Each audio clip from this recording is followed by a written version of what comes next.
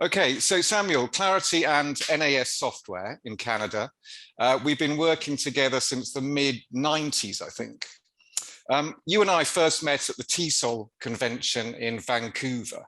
I actually tried to look that up on the internet to see when it was, but it was so old, so long ago, that it wasn't even on the internet.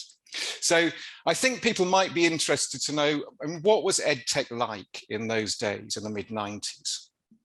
It was completely different. It was, I remember one of my first presentation when I went to a school and I took my 486 computer in a box and a screen, one of these big screen in a box as well. And I went over there and I had to set it up.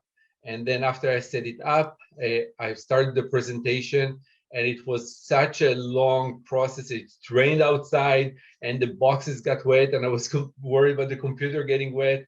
And all the way to go from the parking lot to the school, it was a nightmare.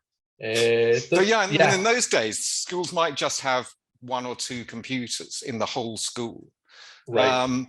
So I mean, EdTech was very much a kind of a niche, self-access, independent learning thing for the people who are very keen on technology.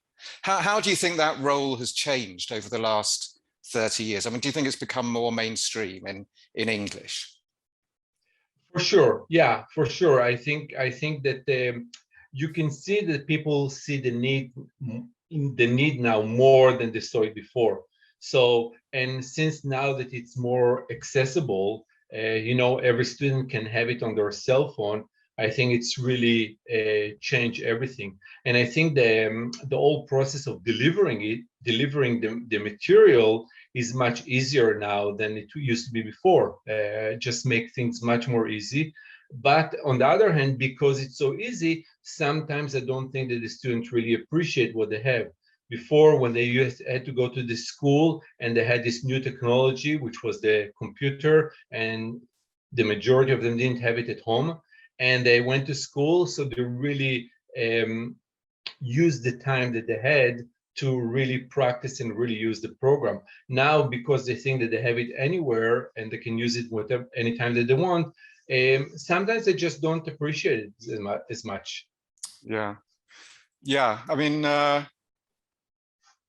that's kind of a paradox, isn't it? How do you get over this fact that because something's there, it has real value? 100%, 100%. And we've been one of the things. Sorry. No, I'm saying that the programs today are so much more advanced than the program that used to have then, which make it so easy to practice and all the way from practicing and getting the feedback and the teacher can see what you did. So the whole process now make it much more simple than it was before, which it's a huge advantage to the student that actually want to practice and actually want to learn. Yeah, I mean, one of the things that you and I have been very, very keen on over the years is kind of getting into the schools, training the teachers. You were just telling me about that just now. So I think that's one of the factors that has helped us work very well together over the last 30 years. What do you think are the other factors that's made our collaboration so successful? I think that it's really like the Clarity family. I think that through the years we sold quite a variety of products and in different areas, and I think that the relationship that we built with you, with Adrian and the rest of the group over there was different. It was on a much closer feeling. The backup and the support that we got from you was always the best. You always knew that you can count on it, and it just made the relationship so easy. It just made it very, very easy to work with you. And of course, the product were amazing as well. But I think that it was just like a combination of like quite a few things that just made us such a wonderful couples.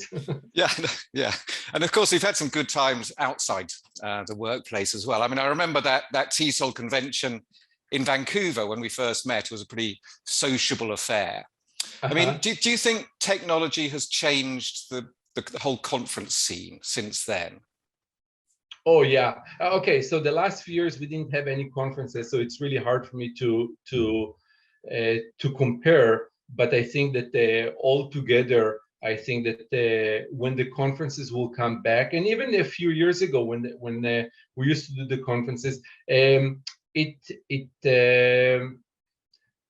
I think that what happened in the past, there were a lot of big publishers that tried to sell books and software, and I think that it's becoming more clear now that you need a specific or company or specific division that will just focus on the software, and which for us it's good because that's all we do.